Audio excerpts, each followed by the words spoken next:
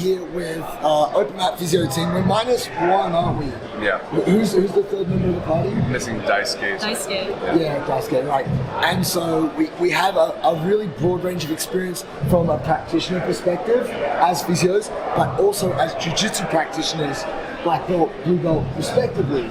And what I want to do is understand better what advice do you have for people out there doing jiu-jitsu that are trying to either come back from injury or avoid injury. They're not doing it first. So I think a lot of people, we're trying to have fun training all the time, going multiple times a week, and you got to kind of really listen to your body.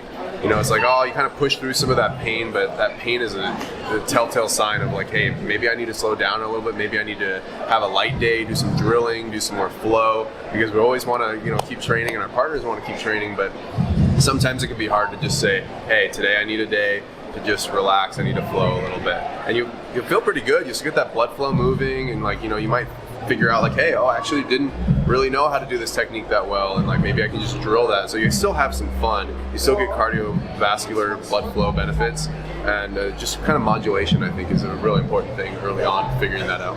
Nice. And yourself and your experience in training? My experience in training, I think my advice for jiu-jitsu people trying to not get injured, kind of stay healthy on the mats, is to kind of what Chris mentioned was like volume control. So when you train and you're starting to deal with some injuries, one is not to ignore those injuries. I think that's a huge one. And the second one is knowing like how much is too much for your body. Like listening to your body, not pushing too hard through certain things, and knowing that it's like a long-term type of deal, not like I just need to sprint now and get to the end. Right. So. But we all know, right, that we love jiu-jitsu. And even though you guys are physios, your shoulder might be a bit jacked up, you're like, I'm still good. Yeah. I can still train. Like, we all know that feeling. I've done it. We've all been there, right? Yeah. What is the number one mistake that you think people need to avoid when they start on the jiu-jitsu journey? Biggest mistake that people need to avoid when they start their jiu-jitsu journey, I think I learned this really late, is you gone like 3-4 rounds and you're like, oh man, this is starting to kind of bug me, and you're like, maybe I should stop, and like blah blah blah, and someone just goes, hey man, do you want to do like one more round? To me, it's always that last round. You're like, yeah, I'll do it. You always end up getting injured. You're just like, you're at like 80%, like, oh, it kind of hurts, and that last like 20% is that last roll. And like I've learned that doing that, it's a dicey move. Yeah. Stop one round early, right? Yeah. Okay, and your stuff.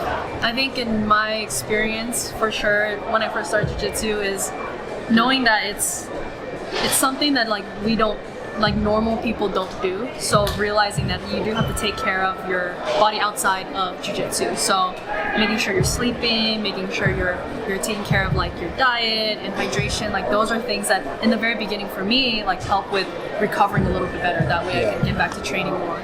The recovery piece. Yeah, huge. People are always like, yo, I'm doing ice baths. Yeah. But then they're not doing the nutrition. They're not looking after their sleep. All these things, right? It's a problem. Totally. So with all that in mind, and seeing some of the top level people in jiu-jitsu here putting their body on the line, everyday people are putting their body on the line. What do you think is the best thing, or like if someone was coming to you, you're their physio, what is the one takeaway you can give somebody just to keep in mind to keep longevity in their jiu-jitsu journey? Again, it's kind of just going back to like taking care of yourself on a daily basis. Like you're on the mats every day. It's volume control, and it's recovery. And I know I'm kind of repeating myself, but it's these basics that you need to go over consistently, and that's going to take you really far in taking care of your body, right? And like with my jiu-jitsu experience, like those basics of like pressure passing, like working your little like techniques that your professor's telling you, you do those basics over time, you'll get sharper and sharper. And then I think the same thing applies for when you're taking care of your body and trying to be in it for a long time. There's a guy, Chris Howder, he always says, it's not about who's good, but it's about who's left. Yeah. Right? Nice. And it's like, you need to, and it's like all the old heads say, it's like you just do it for, like do the things that you need to do over time, and you'll be in it forever. Nice. And for yourself, is there like one piece of advice for longevity that you could give? That might be different to that. Yeah. I think longevity-wise, and this kind of goes along with what you guys do, which is at some point, I think all jiu-jitsu athletes need to realize that they have to do some type of strength training. Yeah. I think, there's so much research and evidence out there that as we get older, if you stop doing resistance training, you start to lose muscle. Yes. Right? And if you start to lose muscle, your muscles are there to support your joints, support your ligaments, support your bones. And if we can make sure that we can keep those muscles strong and working well, then your longevity in any sport, not even just jiu-jitsu, is going to be much longer, and you're going to feel better, bounce back from injuries faster. Amazing. Well, guys, you heard it here from the open mat physios, also legit jiu-jitsu people. Look after your body.